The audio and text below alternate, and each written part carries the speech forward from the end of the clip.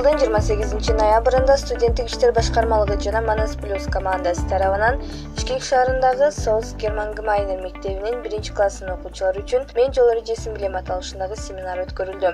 Аталган семинарда жол эрежелери боюнча негизги түшүнүктөр кеңири айтылып, жол кыймылындагы укуктар жана андагы коопсуздукту сактоо эрежелери баяндалды. Мындан тышкары окуу жайдын театр клубу тарабынан кыска сценкалар аткарылып, видео тасмалар көрсөтүлдү.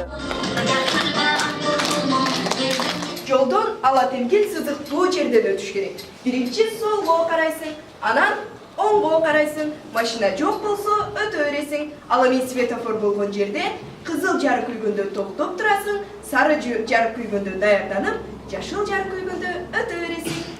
Туура. Ал эми жашыл жарык күйгөндө эмне болот? Эми жолдон өтөбүз.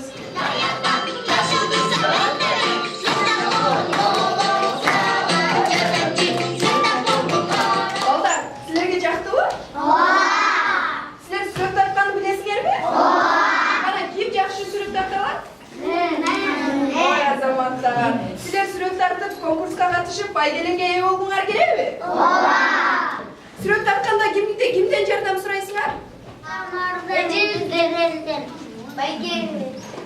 Ай азаматтар, кана дагы кимден? Байкеңерден, эжеңерден, атаңардан. Атаңардан да сурайсыңарбы? Анда 4-күн кайсы күн экенин билесиңерби? Ооба. Кайсы күн?